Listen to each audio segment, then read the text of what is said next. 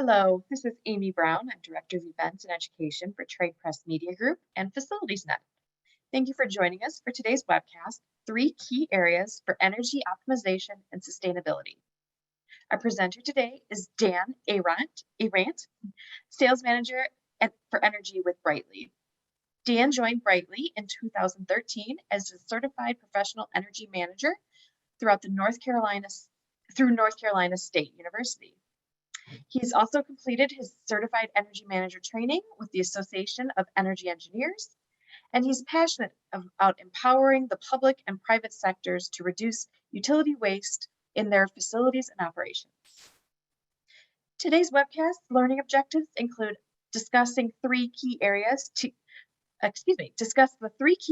focus on for sustainable energy usage, see how leading companies adapt a data-first mindset and leveraging data to inform proactive facility management plans, and learn how to recognize the bad actors and identify pattern changes in energy consumption. Before we get started with today's webcast, I'd like to just cover a few details. We do encourage audience questions throughout the webcast, and to submit your questions, please navigate to the Q&A button at the bottom of your screen and type in your question. Dan will answer as many questions as time permits. At the conclusion of today's webcast, you'll also receive a PDF copy of this presentation slides. You'll receive a link to a brief online assessment, and upon successful completion of this assessment, you'll receive your CEU certification. Today's webcast will also be archived at facilitiesnet.com/webcast. And with that, I'll turn it over to you, Dan. Thanks, Amy, and thanks everyone for joining us today. I'll go ahead and share my screen out here. Three key areas for sustainability and energy optimization. I know, Amy, thank you for introducing me. I like to throw this slide up for a couple of reasons. Number one, I think my girls are really cute. But number two, they're actually the reason why I'm really passionate to speak about energy management. A lot of you on the call today are, with healthcare organizations, school districts, municipalities, private industry, which are all places that my daughters get to attend, with school, or they receive care in terms of healthcare. We shop in your retail centers, and so I like to think about energy management and sustainability from the perspective of just personal benefit. The better care that our energy manager in our local school district takes of our facilities provides a better learning environment for my kids, right? And so on and so forth throughout other industries. So this is why I do what I do, and this is why I'm very appreciative of why you all on the call do what you do, because it matters, right? And providing these healthy, clean environments really makes an impact. So thank you for what you do for me and my family. That said, let's actually jump in, because what we're going to cover today are those three key areas, right? If you kind of look down here at the agenda, we're going to look at billing data analysis, kind of at a high 100,000 foot view. This is the minimum we should be doing when we try to find areas for optimization. We're going to zoom in and look at interval data, which is more near real time, and in some cases actual real time data analysis, and what are the things that we should be looking for. And then we're going to kind of look out into the future a little bit when we talk about maintenance management, when we talk about capital planning. What are some of the things that we should look for, in the context of a sustainable future? And so we'll flow through this today, all under the lens of strategic energy management. So the state of energy, right? What I'm going to show you is no surprise, right? This is nothing new. As we build or add building stock in the U.S. to our portfolio, as the population has grown, as our cities have grown, energy consumption has grown, right? No surprise here. These are trends that we're familiar with. However, when we combine, this growing usage and just the reality that the state of energy is just seeing growth, what we get is higher yields of waste in correlation, right? So when we look at just commercial and industrial as a subset of our building stock, and it accounts for nearly half of our U.S. usage, about $300 billion annually. We stack that up against this common, Energy Star estimation that 30% or more of our usage is wasted through inefficiencies. That's a lot of opportunity, right? There's a lot of opportunity. And so that's what we're going to look at today is we set the stage that opportunity exists. And we've responded a number of different ways in the industry. Most recently, we're seeing a pretty large uptick in greenhouse gas reporting requirements by state, varying levels of complexity with varying levels of penalties and requirements. But this is our response, right? In the context of climate, we see standards and policies and regulations come into play in how we manage and operate our buildings. So to put that into perspective, when we talk about the opportunity, energy.gov, the DOE did a study. I really want to focus on this graphic on the right, the commercial energy sector. That first bar is just our current building stock. This is our energy use intensity for the current building stock here in the US. And they're giving us some scenarios, right? When we look at the opportunity we have for efficiency and energy savings by percentage, that next column from left to right is if we replace, with the current building stock, if we replace systems and components with Energy Star equipment, we've got an opportunity of about 21% savings. Next down, the best available equipment that exists, not just kind of that minimum Energy Star rating, but the best equipment that is available, right? We're doubling the savings. That ET cost is the DOE's emerging technologies, right? And then we've got that far right column would be if the equipment operated in these buildings were at their theoretical efficiency limits.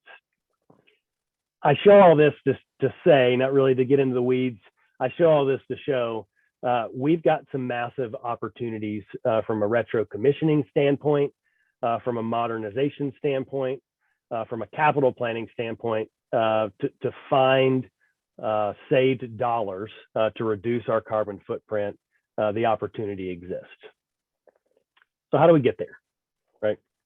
Knowing that the opportunity exists, knowing that our consumption and our costs continue to rise, enter strategic energy management.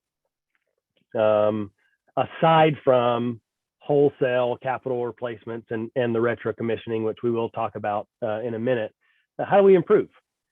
And it's really having a plan and a process that first sets goals, right? So I'm not going to win any awards here for being an artist, but I think this really encaptures this strategic energy planning process, right? First, setting goals.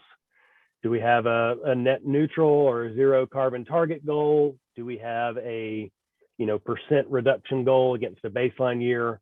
There's a lot of different options out there. We'll talk about some of those today. But what's our goal?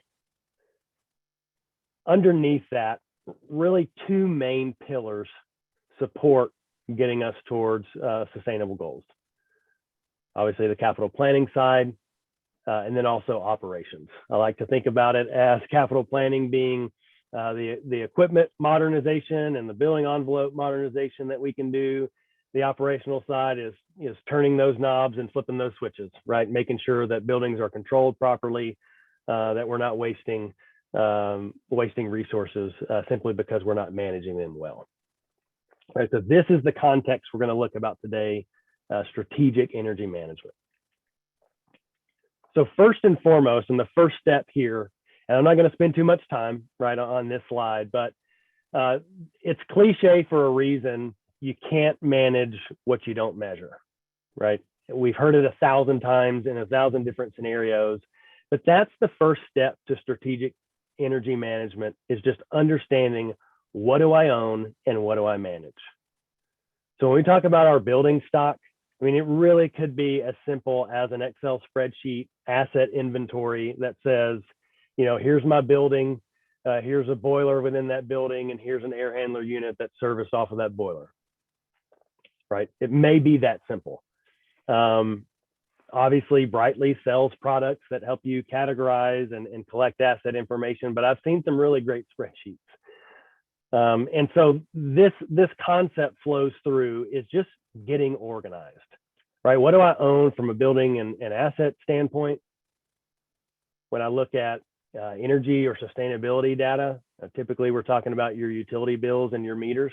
So again, building A, what utility account services building A, and what meter is attached to that account, right? It can be really basic. And then we start talking about analyzing that data. Are we benchmarking? Are we trending? Are we modeling? So this is, table stakes. I know it's 2022, but you'd be surprised at how many organizations that I speak with on a daily basis that are not collecting this data.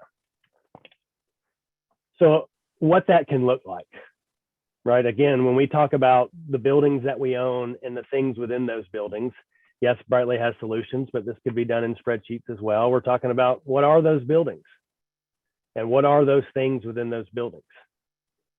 And we'll talk about a little later about some of these components that we can begin capturing, or we should begin capturing. What are the condition of our assets?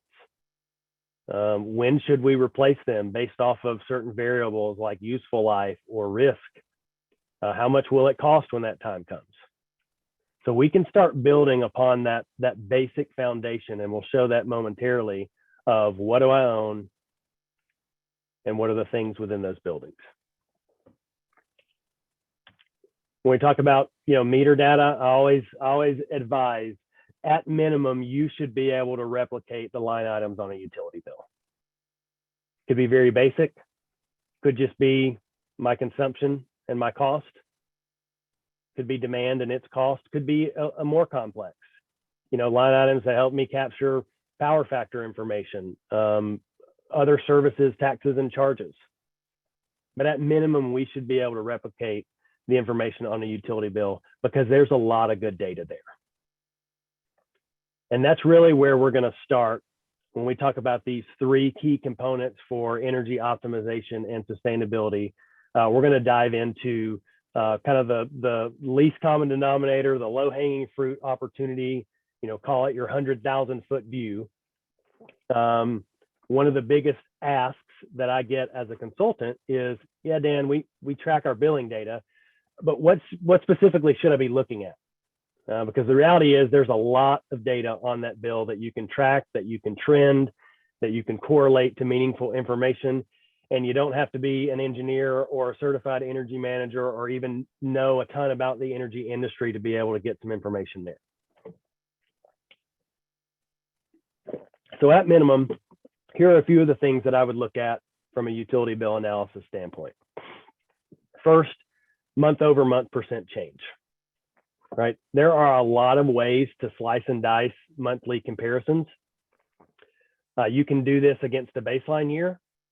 You can do this against a modeled forecast, right? My blue line are my actuals, my gray line is my comparison. Again, you could simply compare to the same month last year. But bottom line, when we talk about strategic energy management, and number one, taking a snapshot of where we are today, and then finding areas of improvement.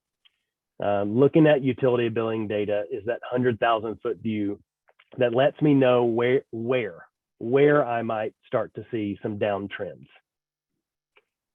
So it's directional data.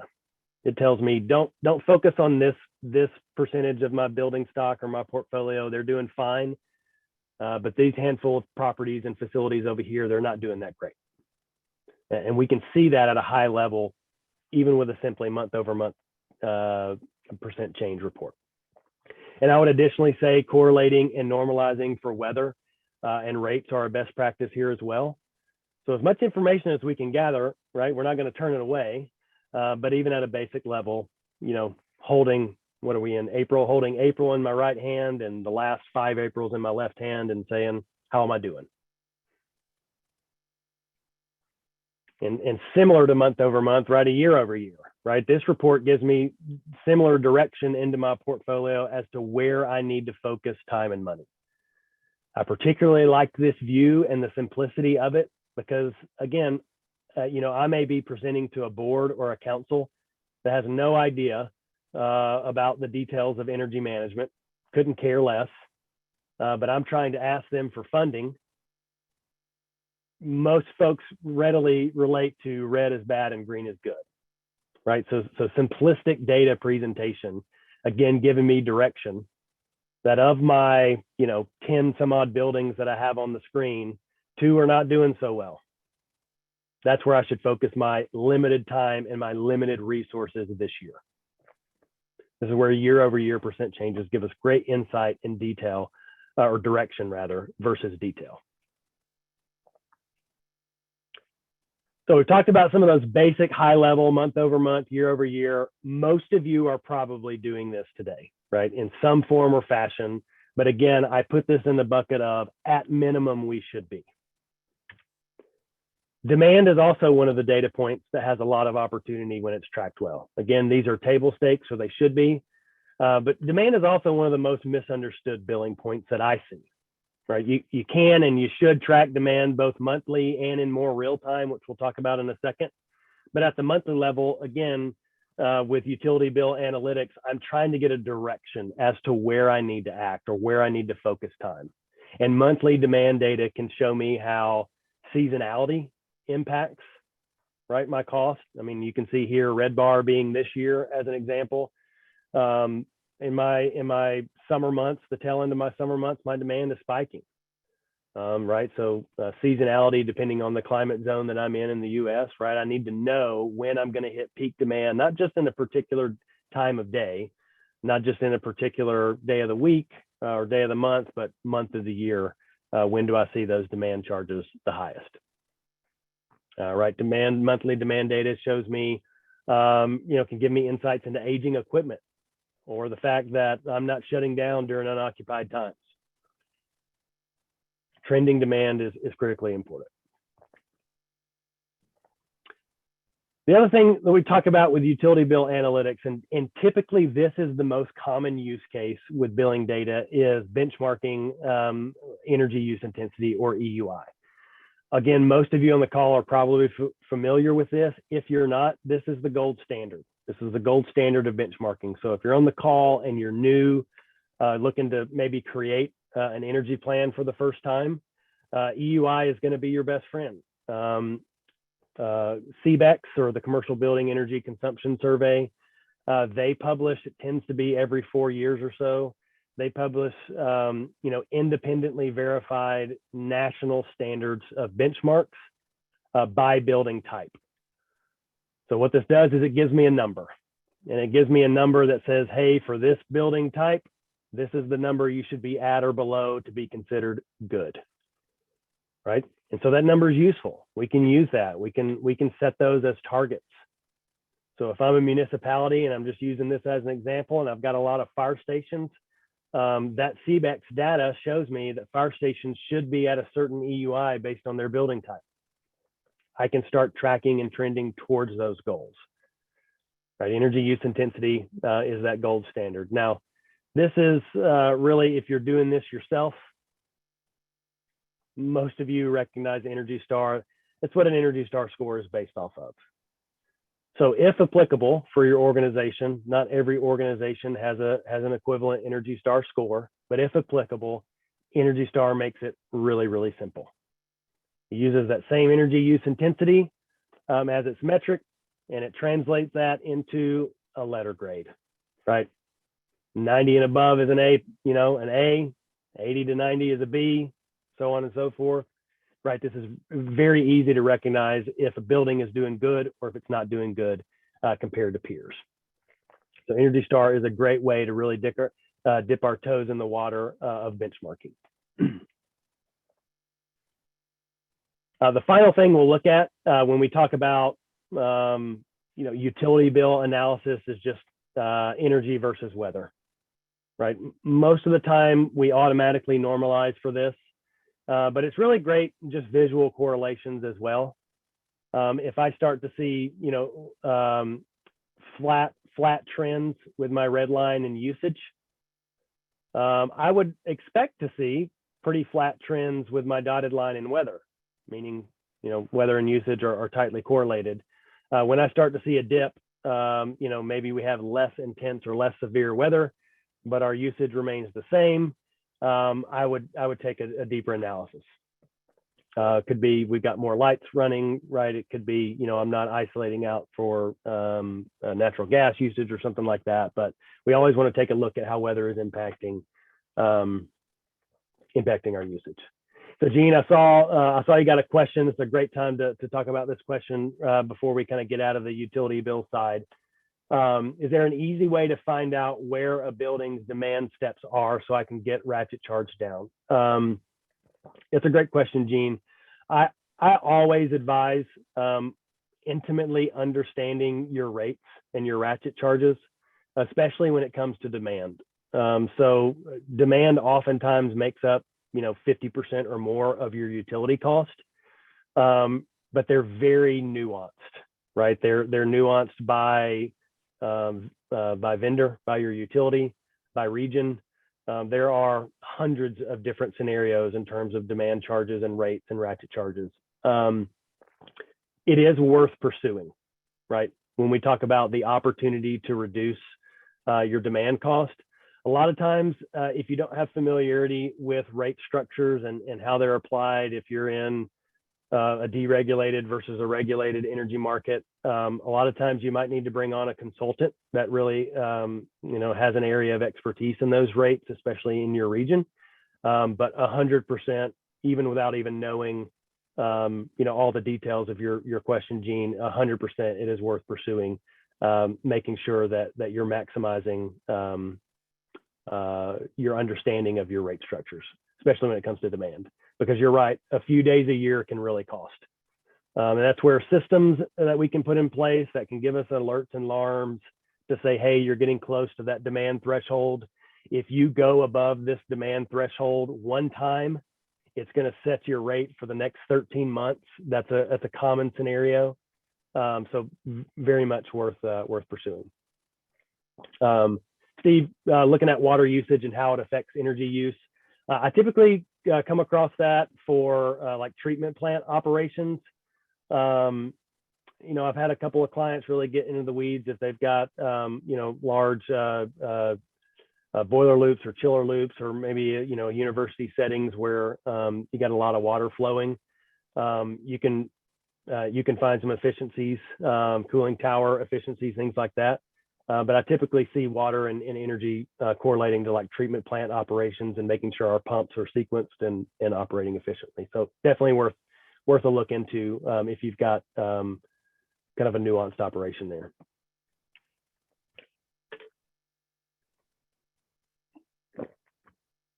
All right, so let's switch gears. So we've talked about the utility data side. Again, I will say this transparently. My hope is that most of you on the call are doing some version of the billing analytics that I talked about. If not, they really are kind of the least common denominator that you should be doing. The lift is pretty minimal in terms of your time to value, time to look at the data, time to gain insights from it. It's been around for a while, right? But it's definitely at minimum what we should be doing. Comparing that to interval data analysis, where billing data is your 100,000 foot view, interval data really zooms down to the ground level. I would say it's becoming more and more common. It has been around for a while, but typically in more advanced settings. But more and more utilities have replaced the meter on your buildings with smart meters, AMI meters, that give them the ability to look at your usage in a building every 15 to 60 minutes. Right. Many folks aren't aware that this data is available to your organization, and oftentimes with little effort. So I want to call it out here because it's really insightful data. So what is interval data? We kind of shorten it down to IDR, but it's data typically collected every 15, 30 to 60 minutes. It can be used for demand response programs. It can be used to model your consumption patterns. It can be used for your controls adjustments and to validate, that your building is resting when no one's in it. So there's a couple of use cases that I want to look through when we talk about interval data, and where you can start to see savings really, really quickly. So where, you take billing data and it kind of directionally drives you to where you focus. Interval data gives you much more granular detail.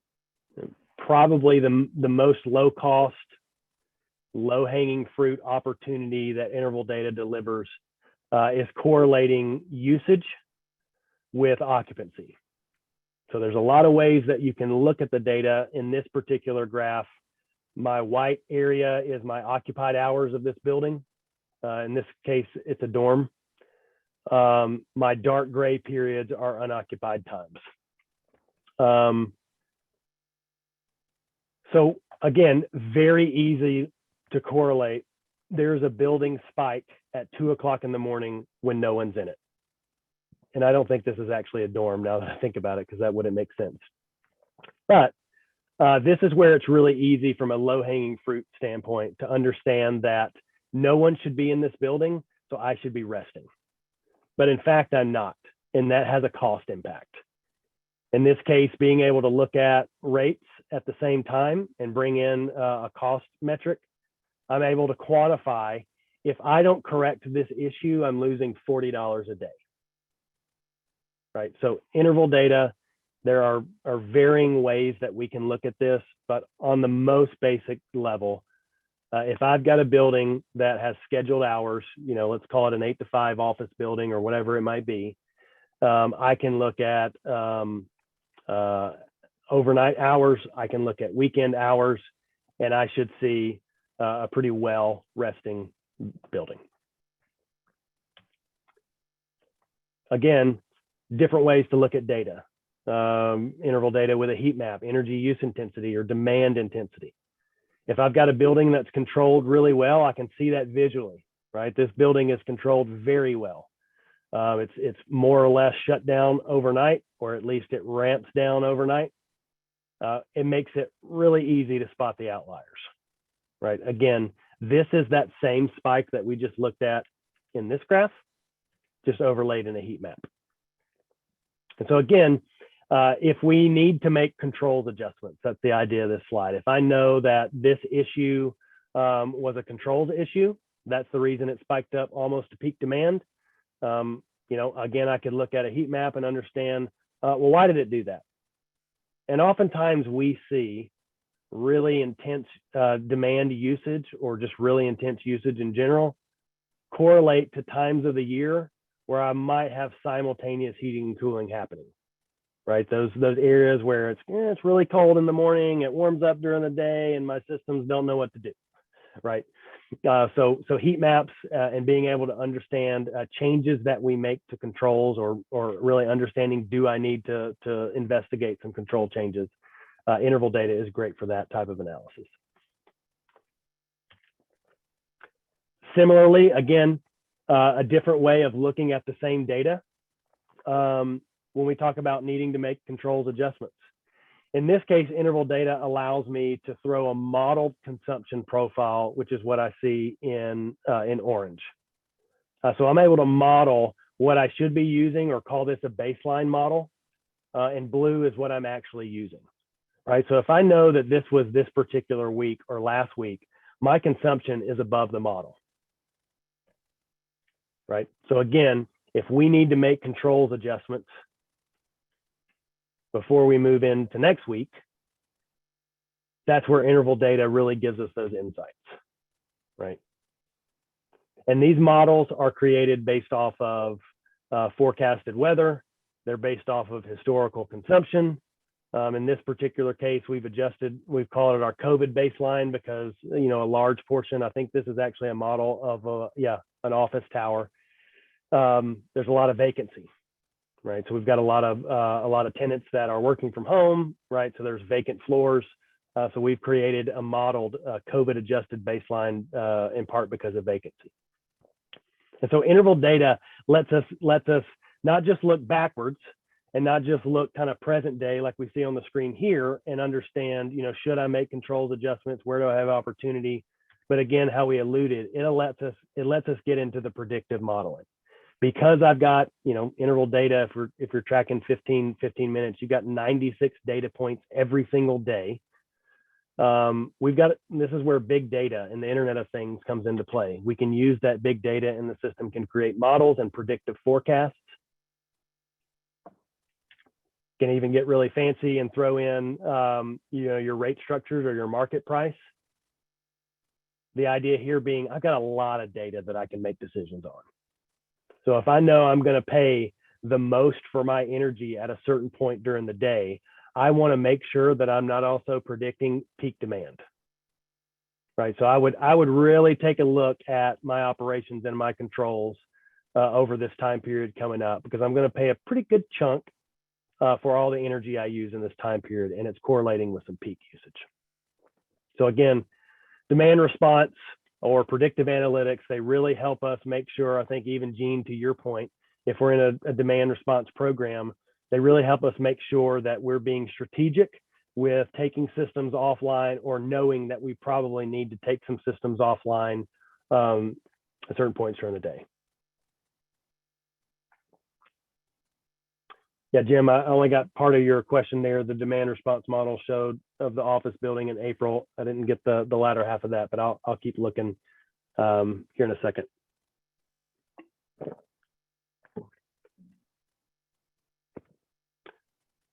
So our third point, right? We've looked at utility bill analytics, that 100,000 foot view. We have looked at interval data, which really zooms in, gives me much more sophistication. If my energy management program is ready for that, it gives me much more sophistication and opportunities for that sophistication. Next comes in kind of that forward look, the maintenance and capital planning. So again, asking the question, what should we plan for? First and foremost, again, table stakes, regular planned maintenance. Planned maintenance, in my opinion, is still the best energy conservation measure that you can do in your organization on a recurring basis. JLL did a study. You probably have seen this before, in terms of just the savings that come from planned maintenance. But there is an energy correlation, an energy efficiency correlation, I would say, to increased planned maintenance and decreased energy consumption. So when we look at the useful life of equipment, and when we look at that degradation with and without preventative maintenance, we can also model degradation of energy efficiency. And if I know that this air handler efficiency is going to be cut in half by not doing planned maintenance, that's key. I mean, that's a lot of dollars wasted. So, I think there's some numbers out there that show if you kind of do the run to fail model, hey, I'm gonna maintain my equipment when it breaks, or I'm just gonna put it in that deferred maintenance backlog because I didn't appropriately budget for capital plans or for planned maintenance. Adding $1 to your deferred maintenance backlog is going to cost you $4 later in capital expense. That was one of the findings that came from this JLL study. So $1 in deferred maintenance has a 4x increase later in capital expenses. And Jim, I see your question here. I'm going to come back to that on the interval data side. I'll come back to it at the end when we got our Q&A, but thank you for spelling that out. So what do we do from a capital planning standpoint, right? We've talked about planned maintenance. It's critically important. I know a lot of councils and boards and executives sometimes don't buy into, funding planned maintenance. It is more expensive on the front end. There's a lot of data that we can use to help justify those budgets. The same can probably be said true of capital plans, right? Do I really want to fund and budget for replacements? Shouldn't I just let it die? Well, there's a lot of options we have when we talk about capital planning. They can be basic, and when I say basic, they can be based off of the end of useful life, right? If I know that in this case, windows and doors, they've got a 50-year shelf life. 50 years from now, I need to be ready to shell out, $500,000 to replace windows and doors, right? That's the idea of creating a capital plan based on end of useful life.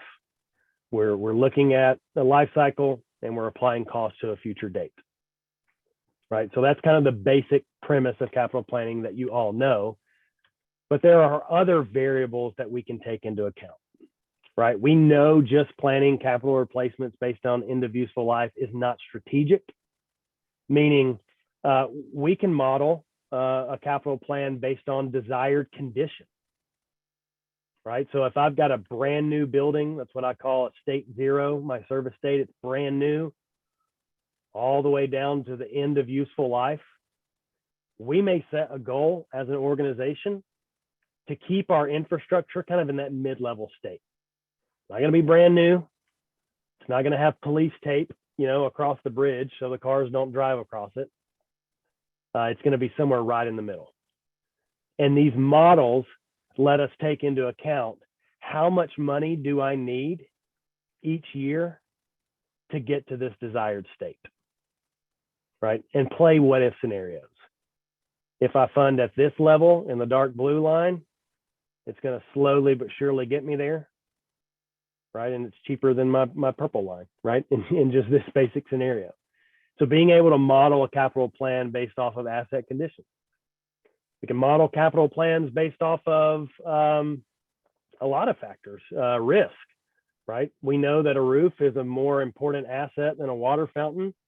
I may tell the model, yeah, I'll let all the water fountains, I'll let the compressors go out on those, and I'll let the water lines rust up before I replace the thing. But for my roofs, I want to get a little more strategic about it. So we can play these games. Specifically to today, capital plans tied to energy targets, right? This is a big one. We're going to be net zero by 2050, or we're going to be, a 50% reduction in our carbon emissions by 2030, right? All of us have heard these. Many of you on the call may have some of these types of goals.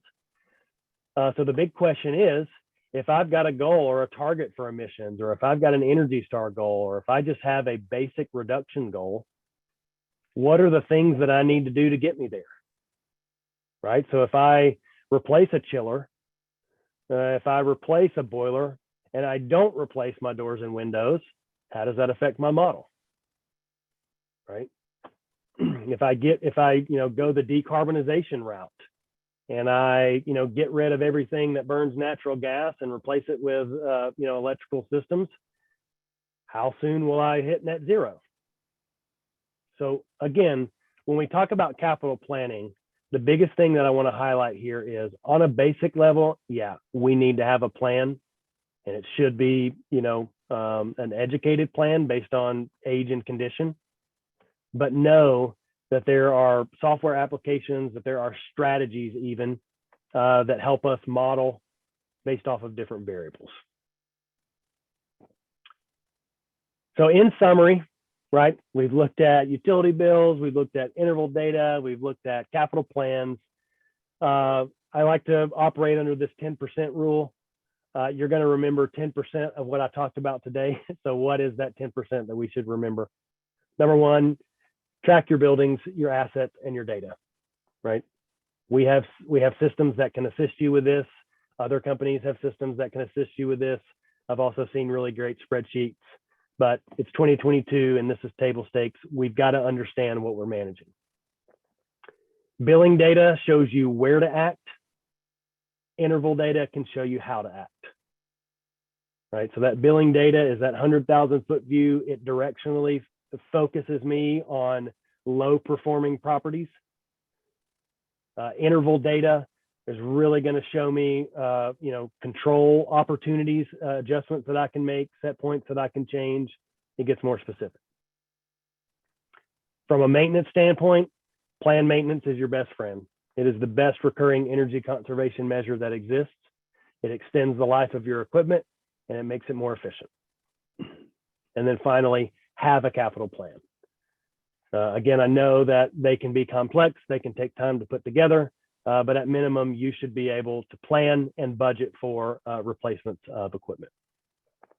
So with that, I thank you. We are going to take some time for questions, and we've got a poll coming up. I want to know how to be able to follow up with you. So if you would like more information about energy management, about capital planning, about asset management, or some engineering services, let us know. You can check any of these boxes. We will be respectful, obviously, with your information and reach out to you on a one-on-one basis. So let us know how we can follow up. And I will, while that poll is up, I will take some questions, or Amy, I think we've got some questions. We do, Dan, yes. So we have the follow-up question from Jim Newman. He was asking about, it looked like if we go back to that model, you had the demand response model you had shown of the office building. It looked like nobody was in the building. Would have been correct because that might be a 1-day normal work week in that building. That's right. That's right. Yeah, actually, Jim, that's a really great question. So again, these are screenshots. It might be advantageous for us to sit down one-on-one, Jim, and go through some of these models. This is just a quick snapshot.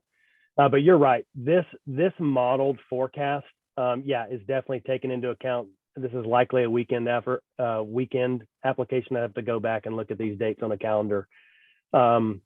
But this secondary plot, you had mentioned higher or lower outdoor air temps. In this particular model, my secondary plot is like a rate or a market price. My secondary plot could also be outdoor temperatures and humidity levels, right? We can really model a lot of correlating variables here in these particular scenarios. These are just the examples that I gave. So really great question. And you're right, weather is going to be a key one. Weather is necessarily baked into these predictive models. So if I go back to this view, weather is already baked in here. Your rates are already baked in here. The secondary overlay is just that. It's an overlay, right? So you can see it visually. And thanks, David. Yeah, Saturday, Sunday, boom. I knew that's what it was. Jim, good job calling it out. But yeah, that's right. So we want to take into account occupied versus unoccupied. That's what this model is looking at. So weekend versus obviously modeling higher usage during predicted occupied hours. Yeah, great insight there, guys. Perfect. Another question for you, Dan, is what are you seeing as the biggest barriers to what you're calling strategic energy management? Yeah, that's a good question. The response may sound simple, but truly the biggest barrier that I'm seeing is priority. So many organizations are assuming, man, if I'm going to get on the sustainability bandwagon, and I don't want to use the term bandwagon because it's critically important that our organizations, take this seriously. But a lot of folks just think that this kind of what I see here, this sophistication of analysis is everything, right? And it can be a little intimidating. It can be intimidating if you're new to the organization or you're new to energy management. And that's why I wanted to highlight, at minimum, analyzing from your utility bills, you should see about 5, 6, 7% savings annually off of your budgets looking at utility billing data. So yeah, when we get into interval data analysis, you can get into the 13, 14, 15% plus range, right, of savings yielded in terms of an ROI perspective. But just kind of putting a stake in the ground and saying, we're going to take this seriously. We're going to set some goals and targets. That tends to be the biggest barrier right now, is just folks taking the initiative. Perfect. We've got another question. They've never tracked interval data. Where is this information coming from, and where's the best place to start? Yeah, that's not surprising. Like I say, interval data has actually been around for a good chunk of time. It's not been as readily available in the market as it is today. So first and foremost, we go to your utility provider. Like I said, I've got a chart somewhere. I probably should have thrown it out, but most of the larger utilities throughout the country have replaced the meters on your buildings with smart meters. It actually helps them charge you more accurately from a demand perspective. So there's a payback for them. But we can usually get interval data from your utility provider. Obviously, there are situations where the utilities have not upgraded that meter infrastructure. In those cases, we've got organizations that are investing in installing their own sub-meter network or smart meter network.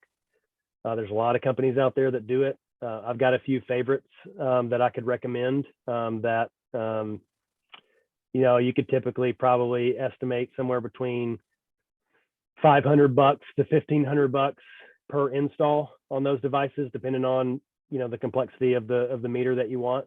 for what it's worth. So we can get that from sub-meter data as well. Perfect. Dan, we have one attendee who's asking your suggestion on how to motivate commercial real estate holders to save energy when it's the tenant paying the utility bills. Yeah, those are great questions, Scott. This question we deal with probably on a weekly basis. The biggest thing now, so motivate is the word that I would key in on that question, Scott. You know, if you're the owner of the building, or maybe your company are the owners, or maybe your asset managers, or you know, whatever your role is, you're not paying the bill, but likely you have been asked for ESG data or sustainability data for the portfolio that you manage. And so really, there's kind of a twofold value for tracking data, energy data throughout your portfolio in commercial real estate. Number one, it's being able to report to your stakeholders, maybe a board, it may be an investment group. Number two, attracting top tenants, you know, being able to show that you are a sustainable organization. Here's our ESG reports, or our annuals, or whatever it might be. So kind of that first phase of answering that question, Scott, would be the data is valuable for you as the owner as well, for your investment portfolio and to your stakeholders. In terms of motivating tenants who pay the bills, I've seen a lot of owners give guidance, right? Work with a firm. We work with a lot of owners who have tenants, and providing software like you see on the screen here allows them to better reduce their energy consumption and decrease rental rates, right? You can more accurately charge your tenants for rent because the overall demand on the facility is lessened. Assets are maintained longer. So there's a lot of nuance there. And I know if the question sounds, or the answer sounds a little vague, there's a lot of nuance there, but we've got a lot of experience in that world, Scott. No, And it's becoming more and more of a priority to attract investments in the commercial real estate side with these ESG mandates and initiatives. So it's top of mind for a lot of us, and we're learning a lot as the industry progresses. Yeah. Perfect. We have another question. Is the cost to install and maintain smart meters and IoT used in energy data collection and management a factor which might dissuade building owners or managers from investments? Have you seen a little bit about the investment of smart meters and yeah, what that can be? Yeah, it's a great question. When I think about like the ongoing maintenance of a sub-meter network that you own, I don't typically see it from a hardware perspective, meaning I don't often see the meters like fully breaking or needing to be calibrated all the time. I don't see issues with electrical lines and things like that. The biggest thing that I see as a variable in you owning the meter versus the utility is depending on how they're wired. You know, they can be cell pulses, they can be internet hardwired in. A lot of times there can be gaps in the data. So a data can read perfectly and cleanly for 96 points every day, and then the next day you've got a 6-hour gap where the data just didn't read. We probably see that as the most common, and we've got some algorithms built in. I know other companies do as well, but we've got algorithms built in that smooth out that trend. So it'll look at historical usage over similar time periods and similar weather patterns and occupancy, et cetera, and it'll basically fill in the gap with some of those models if you're using the interval data for monthly or annual reporting. That's typically what I see as the biggest lift on what we call ongoing maintenance of these meters. And then of course the setup, right, the initial install is a big lift. Perfect. Dan, kind of going back to the commercial real estate, somebody is asking, how do you see this entire piece on energy optimization supporting the prop tech agenda? Say that one more time, Amy, you cut out. I didn't hear. No problem. How do you see the entire piece on energy optimization supporting the prop tech agenda? So I may be mishearing you. I'm not the prop tech agenda. Yeah, I'm actually not familiar with the prop tech agenda. I can do some research on that and get back to you on that answer. Yeah, I'm not readily familiar. Perfect. If the attendee who asked that question wants to provide a follow-up question, just let us know too. Yeah. Okay, we have time for just a few more questions, so feel free to keep sending them in. Dan, we've got a question. My leadership has never budgeted beyond a simple capital fund. That's never enough. What have you seen other organizations do to secure more capital funding?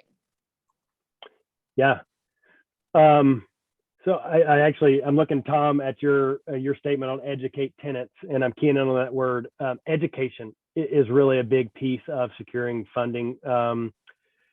Is being able to model out the cost savings over time, right? So when we consistently fund a capital plan for, let's just say, 20 years, our models are showing if you stack a run to fail program on top of, a certain investment rate over the next 20 years, we've got a couple of models that show a substantial savings by consistently funding. So a run to fail scenario, you might ask for, I'm making up numbers, you may be asking for $3 million 1 year. You may be asking for $700K the next year. You may be asking for nothing year 3, so on and so forth. I've never seen a board, a council, an executive team, I've never seen one fund that strategy at full completion. You're going to ask for $3 million and they're going to give you $750,000, right? I've never seen them fund that variability, and it's because it's variable. We've got no consistency. We've got no ability to predict or forecast a consistent, budget. That's the biggest. I guess that would be what I'd lead in education, is being able to model out, over a 20-year span, we're actually going to save. If you go back to that, $1 of deferred maintenance turns into $4 of capital expenses later. That's the model that I would run. And of course, we can help you do that. I know other consultants can help you do that, but it's really just educating on a consistently funded capital plan. Look at it in the same way as an investment portfolio. I put dollars in today, I get a great yield in the future. Perfect. Well, it does look like we are slowing down on some questions and coming up to the top of the hour. Dan, any final thoughts for our audience as we wrap up today's event? I appreciate the questions and the engagement. Absolutely. I appreciate the feedback. And Tom, I would even just, again, jump on your statement of educate tenants. Just providing information may be enough. I just want to validate that statement. Absolutely. There are certain dashboards and portals that our commercial real estate owners provide to their tenants from our solutions in particular, where the education is quite helpful. So I just want to validate that. But yeah, thanks for the time and the engagement. Wonderful. Well, thank you again, Dan, for being a wonderful subject matter expert for today's webcast, and Brightly for sponsoring today's event. Just a reminder, you will receive a follow-up email with the slides used in today's presentation, as well as your CEU link that you, after taking a quick 4 true-false questions, you can have a CEU transcript for your participation today. And then it will also be archived at facilitiesnet.com/webcasts. So thank you again to Dan and Brightly, and we look forward to seeing you at our next FacilitiesNet webcast. Have a wonderful day, everyone.